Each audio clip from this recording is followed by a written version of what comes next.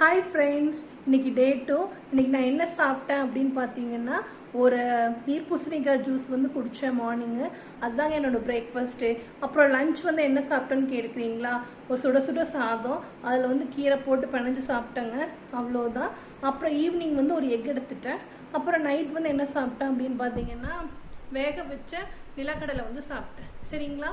எல்லாமே இன்னொரு வீடியோவில் வந்து நான் காமிக்கிறேன். ப்ளஸ் இன்றைக்கி டே நல்ல டேவாக போச்சு.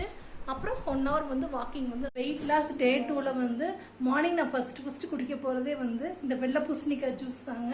இதை மிக்ஸி ஜாரில் நல்லா அரைச்சாச்சு, தண்ணி ஊற்றி.